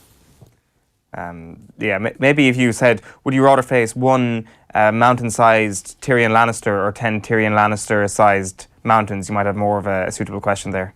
Here's a question about the Joey Carby situation. It's the last one we'll do today. Kieran O'Connell says, Ger, is it not the same as Henshaw moving from Connacht to Leinster? It happens all the time. I'm not sure it is. First of all, he's asking you. Second of all, it's not like, it's not the same because he doesn't want to go. Henshaw wanted to go. They make an offer and you say yes or no. Will you do this? Yes, I will. In this case, it's like you have to leave because we need a backup out half at the World Cup. The reason why I'm kind of hesitant to give an affirmative yes on this is that Robbie Henshaw suited Leinster perfectly at that time. It was an era where Leinster said goodbye to Gordon Darcy and Brian O'Driscoll. They needed an outstanding centre in their ranks. Robbie Henshaw was the outstanding centre on this island. It made sense for him to slot into that team. Munster. Westmeath is in Leinster, everybody. Breaking news, Westmeath is in Leinster. Go on. What are Munster lacking? What position are Munster lacking, Ger? I don't know. Number 10. Out halves. Second rows. What position is Joey Carberry? He's an out half. 10/15. So it's more comparable to the Robbie Henshaw situation than you think. But I do take your point that he kind of wanted to make that move happen. He's a Leinster man. I don't think it's the same situation. I think that there will be loads of players moving between provinces to get game time and all that kind of stuff. But this isn't a situation where he wants to move, where he's instigated the move, where he's fed up, where he thinks that there's no future for him. He thinks that there's a brilliant future for him there, and there is in the peak years of his career between the ages of 26 and 33. He could very well be the number 10 on one of the best teams in World Rugby, having studied and learned from the current best number 10 in the world. It's a perfect situation and perfect scenario. And in the meantime, he could play 15. Or maybe he turns into a 15 and actually is part of the most dynamic 10-15 dual receiver, first receiver threat combo that Irish rugby has ever seen and transforms the face of Irish rugby. Or Joey Carberry wakes up one morning and is like, oh, look at these two stools either side of me. I've fallen in between them. And it's like, I'm either a 10 nor a 15. And then that's a choice and that's the risk you take. The other risk is that you go down, it doesn't work in Munster, and Munster move on for you, and you look at, Leinster have moved on because Harry Byrne, Ross Byrne's little brother, is suddenly nipping at the heels of everybody by whatever 2 years' time. There's every chance it doesn't. If it doesn't go right from it, Munster might not go right from it Leinster if he gets that opportunity, and it's like, hold on a minute, you're in a battle here at Ross Byrne to be the number 2, number 10, and if Ross Byrne wins that battle, then where is Joey Carberry at that point? Fullback. Play fullback. I'm not sure he can. There's a lot of experts who've sat where I'm sitting now, and I'm not one of them, who have said that he is a number 10. Like Andy Dunn said it as recently as yesterday. Yeah, but talking to people around the Leinster setup, they think that he's a world-class 15 as well, and can get loads of game time and become somebody who we haven't seen before in Irish rugby. Or do we just want him to go down and be Johan van Graan's 10? I don't know. I don't know. I think Johan van Graan's 10 is a good place to be at that point in your career. Anyway. Gary Breen was talking about Sergio Ramos. Obviously, Sergio Ramos, public enemy number 1, unless you're a Real Madrid fan, in which case you're like, wow, that guy, I love him. So here's Gary Breen talking about Sergio Ramos, saying that basically he did what any defender would have done. Gary, sit tight. I want to. We need to talk about Gareth Bale. We need to talk about Ramos and Mo Salah as well. Yeah, we do Ramos need to talk about Ramos, bearing in mind what you said. It reminded me a bit like you, Gary, that bit of you in your heyday, Sergio Ramos there. Every centre-half, 9 out of 10, would have done what Ramos done and took advantage to put him down.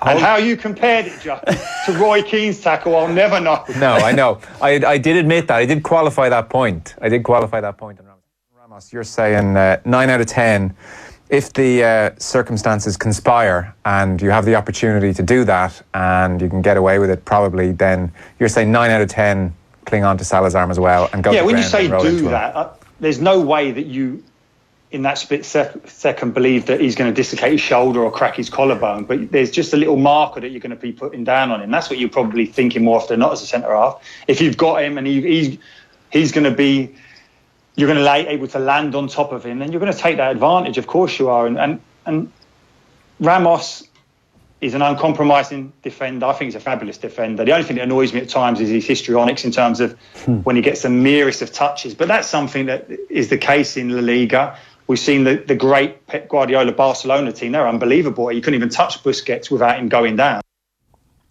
Yeah, Mexican club. I don't know. I feel like if Man United signed Sergio Ramos, Man United fans would be absolutely thrilled. Obviously, they just done this to Liverpool. But if Liverpool were to sign Sergio Ramos, they would be absolutely thrilled. Of course they would. It's the oldest cliche in the book. You would take this guy on your team 10 times out of 10. Of course he would. Everybody would be hailing him. I would actually venture to say, as far as if he did play for Liverpool, the neutral reaction would be different in terms of the media that we consume in Ireland and in the UK. That there was kind of a feeling of nationalism behind this Liverpool team, that this Liverpool team isn't disliked by anybody. It's fairly well admired. They were the underdogs. There was that kind of story, and poor Mo Salah and all that sort of stuff. Whereas if it had happened the other way around and Sergio Ramos was a Liverpool defender doing that to Cristiano Ronaldo, things might be a bit different. All right, let's move on. We are going to talk about Loris Karius now. David Preece is on the line to talk to us a little bit about what happens now. But before we get to what the future holds for Loris Karius, what was your assessment of how the errors happened the other night, David? I think that the one thing that stood out for me really, and that makes the mistakes a little bit more baffling, was that he looked confident throughout the game. He was. It wasn't a nervy performance by him. We'd seen that in the past, certainly last season. But he seemed to have eradicated that from his game this year, and the confidence shown him by Klopp, it was returned in full, and he's looked every inch the keeper thought he was going to buy, and yeah, that first goal it's something that will never happen again for him. He's in the team because his distribution is excellent. He sets attacks off very quickly, and obviously if he gets the ball past Benzema, then they've got a numerical advantage further up the field, and which they can exploit. I think you've probably got to give credit to Benzema in this case as well, because he doesn't switch off. He doesn't allow the easy ball to go past him, and he reacts well just to stick out a leg and direct it goalwards. But it's just one of those where he just misjudged the situation. So you don't really blame him too much for that. Shaka Hislop was saying that this was a guy who was a little bit lost in the occasion and who was trying a little bit too hard as opposed to just maybe playing the game, the actual magnitude of a European Cup final. Did you buy that part for that goal? Yeah, well, I mean, I agree with Shaka to a certain extent, where it's, you can see that in cases like this, and you see it often in training sessions where a goalkeeper is one step ahead all the time. Sometimes you've got to be like that. So sometimes you're already thinking about the throw before you've concentrated on the action of just securing the ball. So certainly with it, especially the second goal, that might be in the case. But it's one of those where, like I said, if you're one step ahead and you're thinking too much about the next step in the process, you lose your focus a little bit, and I probably agree with them there with that one. And so that seems to be the general acceptance of what happened in the second situation, is that he's already thinking about, okay, I've got to get this out now. I've got to make sure that I'm finding a pass or I'm restarting a play better than I have done before. And instead of just catching and concentrating on where the ball is, he loses the flight because he's already thinking about what comes next. Well, the ball is moving, it's dipping towards him, but it's not a late vicious deviation of the ball, so it's kind of one that you can pick up the flight of it and read it pretty easily. And ordinarily, it's a ball. It's not just that it's a savable ball. It is a catchable ball, and I know that his manager Jurgen Klopp sort of came out afterwards and said that the two errors were linked, but like I said, I probably disagree about the occasion getting to him simply because the rest of his performance, especially, I mean, look, the first action he made in the first few minutes was coming out and dominating his box and punching a ball away. And he had 2 or 3 really good saves in the game. He had a great save from Ronaldo in between the 2 goals as well. So I didn't see that his whole performance was affected by either the mistakes or the occasion, really. Okay, that's interesting, because I just thought that the general consensus after this would be Liverpool need to move on and buy somebody who doesn't have this in their game. But from what you're saying, it sounds like actually this is a teaching moment, a very, very difficult, high-profile, global calamity in terms of how he's going to be perceived. But actually, it is something that he can learn from and perhaps be a useful goalkeeper for Liverpool again. I certainly think so. I mean, the difficulty he's got at the moment is that he's got almost 2 months now to dwell on this. I think to move on and recover and to start his rehabilitation, he'd need to get back into training sessions. You can get back into training sessions, you can work out your frustrations, you can work hard, get a little bit of anger out of you, because there'll be a lot of sort of self-flagellation. He'd be beating himself over this a lot, and then move on to get into the next game. But the way he's got to look at it, he's got to look at it as a challenge, because it's almost like recovering from an injury and coming through rehabilitation for that. You've got to work your way through it and see it as a challenge and spend that time leading up to recovery. And I think that as long as he sees it that way, and by no means it's a massive challenge that comes in front of him, because if he does play against Liverpool and he goes to an away ground, he's going to be target for a lot of sticks. So that's another thing that he's going to have to come across, get over in the process. Yeah, for sure, and that's very true as well when you think about it from Jurgen Klopp's perspective as well. And a lot of this is to do with optics. Jurgen Klopp kind of has to be seen to be doing something about his goalkeeping situation this summer, doesn't he? Well, I think it was always going to be the case. I'd imagine that Simon Mignolet wasn't going to hang around to be number 2 again for next season. I think he knows his days are numbered. So it was always on the agenda to bring a goalkeeper in, but I think Jurgen Klopp had thought that it was less of a pressing priority after the way that Karius had been performing, but now it's right back at the top of the agenda again. Was there anything else then in terms of positioning? Like, did he get his hips in the wrong place, or any of that kind of just the technical stuff that you think, that's something that you need to work on? Or, like, is it purely a concentration issue for the second goal in particular? I mean, for that second goal, technically it's a mess, really. The only things that should be moving in that situation when the ball's directly at him should be his eyes and his arms. If he just gets his hands above the ball, so it's let's say slightly above the ball, then even if he does have a misjudgment in handling, then the ball will drop in front of him. He's not anchored to the floor at all. He's kind of jumped to try and get himself over the top of the ball, and like I said, it just looks a mess from start to finish, really. And it's one of those things. If he just stood there and just tried to bat the ball away, then it's a simple save for him. It seems like kind of almost simple tips there that should have been worked on the training ground, and it comes back to this idea that it is just a forgetfulness of the actual basics of goalkeeping. It sounds like it, David, because I would assume that Loris Karius or somebody of his level playing for Liverpool would be almost insulted if you were to actually instruct him on that level ahead of a game like a Champions League final. Yeah, of course, and I think that what I thought initially, especially sort of last season, you looked at his game and some of the goals he was conceding.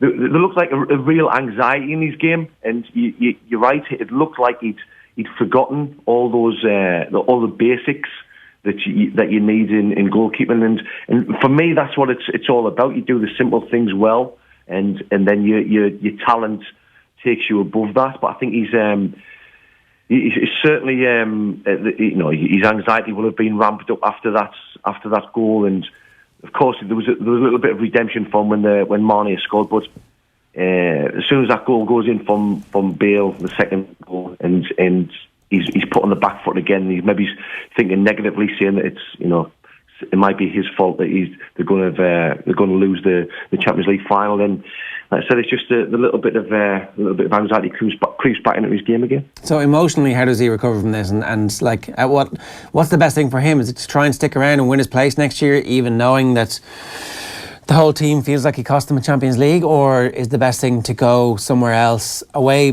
perhaps even from the Premier League, where this will be remembered again and again and again every time he plays? Look, from my point of view, I think it'd be a mistake to run away and go somewhere else. I know there's a lot of people saying this morning and that's what he has to do to move on, but I don't see that. If he leaves Liverpool this summer, which I honestly can't see him doing that, but if he does leave this summer, then it'll always be there. It will always be hanging around in the background. And even the fact that he didn't try and rectify it and try and put things right, that will just be even more of a burden on him, I think, and more of a sort of shadow over him. So I think the best thing for him to do now is to get on with things. He won't be able to forget it this summer. It'll be sort of eating away at him all summer until they get back pre-season training. And then, like I said, it's a challenge, and he has to work through this. And just by working hard and he'll need the support of his friends and family and obviously his coaches around him to help him move on as well. But I think that's the best thing for him now, just to get back into training in pre-season and try and start over and work towards recovery again. One last thing before you let you go, David, is around the World Cup and England's squad. It's obviously been there's been a lot of headlines really around the goalkeeping situation, but that's mainly due to the Joe Hart situation. What's your read on how this is going to go in terms of who Gareth Southgate is going to pick as his number one for the World Cup? I think it's probably clear that Jordan Pickford will be the number one, simply because he fits into the way that Gareth Southgate wants to play even more. You've seen in the game that he played against the Netherlands, there was a long ball. He came out of the box. He was nice, calm, relaxed. Played a simple ball in the build-up as they played out from the back, and they scored from it. And it kind of just cemented the fact why he should be number one. I think Gareth Southgate will continue that, and I think it was the right decision not to take Joe Hart as well. I think people were talking about the experience that he might be able to lend the younger keepers, but again, I think he's someone who's had bad experiences in big tournaments before, and I think he would have just been a reminder of those bad experiences for the young keepers. So I'm glad that Nick Pope has got there, because he deserves it as well. David, great stuff. Thanks a million for joining us this morning. Cheers, gents. David Preece there giving us his thoughts on the goalkeeping situation at Liverpool. I guess there is part of a goalkeepers union where you're like, got to stick around and stick it out. If you're a Liverpool fan, do you want Karius there next year? Probably not. It is possible to say that Loris Karius isn't a bad goalkeeper, despite having one of the all-time worst performances in a high-profile game on Saturday night.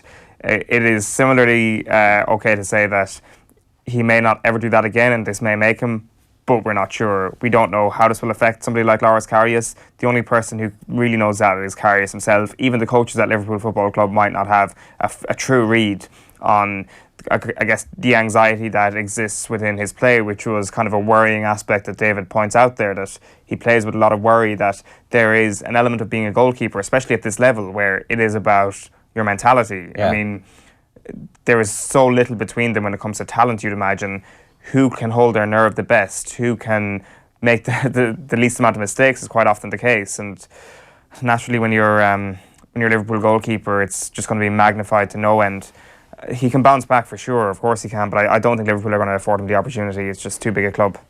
All right, just want to play you this. Bernard Jackman speaking on the Sunday Paper Review. You should subscribe to that podcast if you like well-qualified people talking about sport. It's always good.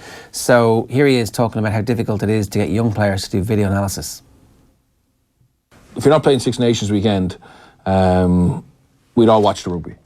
I think our generation would have all watched rugby. We'd come in Monday morning and did you see what Stuart Hogg did in Murrayfield, or did you see what Vincent Clerc did in France? A lot of this younger generation don't watch any rugby. They don't watch rugby. They don't. Some of the kids we have don't have a TV in their house. Yeah, they don't have a TV. Yeah. They don't have Sky. They don't have BT. They get everything in highlights on their phone. Yeah. So we've had to change how we try and educate them, and so we give them a lot of mini tasks. Research shows that the best number to work in a group together on a project is 4. Okay, so we break them into 4s, and we give them little tactical challenges where they've got to go and watch some footage as a 4 and report back to the group. And there's an award for the best group. We send them stuff on we send a lot of our video content now through WhatsApp. Yeah. Because that's basically where they get the information, And also, I mean, it's a tricky one. Like we have a common area as such, and you know, I walk to my office. We go past the corridor where the common area is, and you see 7 or 8 players sitting down but not engaging. That's like our office. You guys just don't engage. I love television. I love TV. I have I'm paying subscriber to, you know, to get all the terrestrial channels and all that sort of stuff. I don't know who these people are that he's referring to. I think you've got to have the full televisual experience when you're watching sport, no? Yeah. Maybe if it was work. Maybe, yeah. I don't know. I would have thought that any of the young players that Bernard Jackman is dealing with, they would be similarly interested in the level of analysis that's brought by Sky and BT. They're not just interested in whatever Wonder Flick and Super Rugby or whatever it might be that they're consuming on their phones, because you're never going to get the full kind of idea of a game without watching the full 80 minutes. And that idea of the game is enhanced quite often by what the pundits say on Sky and BT, because the quality of analysis in rugby is very, very good on television. Which is another element. You can listen back to that full Sunday paper review on our podcast section on offtheball.com, or you can watch it back on youtube.com/offtheball. A few final comments for you. The Nations League is like trying to get excited about Christmas in the middle of July. On Colin Doyle, lads, a friendly against France is hardly the Champions League final. Says well done. Will. Exactly, and that's why I don't think he'd pulled a Karius. It was like, he had a bad mistake in a friendly, he'll get over it. We've no interest in trying to play anything like football, #OTB AM. That's kind of what was grimming you out the most. Yeah, just speaking of being on your phone, like my eyes were kind of flicking between television and scrolling on Twitter and stuff last night. It's never a good sign of a game. It's always a good sign of a game when you're riveted and you're like, I haven't looked at my phone in 40 minutes. I haven't watched that many sports events recently without going okay, I'm just going to watch my phone there for 5 minutes. Oh, there's a goal. Pause, rewind. Oh, that was good. Yeah. Well, I guess the ones that during a Six Nations game, it's kind of like you wouldn't even look at your phone until half-time. With a big Ireland game, competitively, you wouldn't look at your phone until half-time. Same with big GAA games. I guess it depends what's on the line. If you're emotionally invested, for sure. Whereas when it comes to the Champions League final and you're not supporting either team, it's kind of like, oh, that was interesting. I want to see what does the Twitter world actually think of what Ramos did there. Actually, funnily enough, Twitter crashed when Ramos dragged Salah down. And I was like, wow, it feels like I've been away for ages. And then the most recent tweet was like 13 minutes ago, and the 13 minutes felt like a lifetime. We're addicted. Social media has destroyed us. Yeah, it's completely changed our space and time reality. Yeah. Golden State and Cleveland probably had their worst teams of the 4 matchups beyond the top 4. Golden State have almost no bench, especially with Iguodala injured. They have about 6 players. Never see the court. But that's like exactly what happens at the end of a season. You know, that's not the worst thing. It's like it means that they're going to be very equal. Yeah. It should be. It shouldn't be a blowout. The reason why their bench is bad is because they've spent all their money on 4 of the best players in the world. And Andre Iguodala. Sean Ryan says on LeBron, 8 finals in a row, without a doubt, the GOAT. He is. Correct take, Sean Ryan. Adam Heathington, those snaky Boltons, Ramsey and Roos, a great story, needs a greater villain, and he's one of the best. Roos Bolton, definitely one of the best villains that you're ever going to come across. Like, not a redeeming bone. Ramsey, you mean? Sorry, Ramsey, yeah. Roos was Rats in the Flats. There's a cultural reference I bet you don't get. No, I'll pretend to snigger at it anyway. Path to Freedom was this like good Irish TV in it's kind of like a sea of nothingness, dead calm. And then in the early 90s, a Roddy Doyle produced thing about Ballymun scripted called Family. I'm familiar with Family. Never ever repeated. It was like, oh, that was really good. It was really interesting. Everybody got behind it. It was massive. Everybody watched it. Let's not do that again. Let's not take any risks like that ever again. No one wants to see that with your taxpayers' money. And then out of nowhere comes Path to Freedom, which is like this absolutely hilarious mockumentary comedy style thing, starring a bunch of people who've gone on to do amazing work, including what's the British upstairs downstairs remake, you know, with the like big house, bunch of Irish actors in it. The Big House. BBC thing that plays really well in America. Blank faces all around. Period drama. Serial TV series. Period drama? Yeah. Downton Abbey. Downton Abbey. There you go. I thought you meant like some sort of comedy show. No. The lead butler character in that is Irish. He's in Path to Freedom. So is Roose Bolton, you were Roose- saying? Roose Bolton. Wow, we've come full circle at long last. Good cultural reference. There you to go. Chat. Paths to Freedom, worth checking out. Rats from the Flats was Roose's character. I'm going to continue mixing up Ramsey and Roose. But yeah, I think that Ramsey was good. Well, no, he wasn't good. He might have contributed hugely to our adoration for the show as an addictive piece of thing. He was not good. How can he wasn't good? A brilliant character. Brilliant character, yes. A complete scumbag. You are a scumbag, yeah, for saying this. Ramsey is good. He's a complete scumbag. Oh, you're a scumbag for saying he's good. Oh, wow. McHungry Eyes, Mr. Hungry Eyes, wants to know, what has Tony McEntee brought to Mayo football? It's been a brilliant 2 minutes there for me. Incredible player, but Armagh's dark arts brought as much failure or success to the county. I mean, to which county? Are you saying to Armagh or are you saying to Mayo? And then Real Ball Talk on Carberry. Yeah, let's see the national gain from this movement and take provincial bias out of the equation for once, please.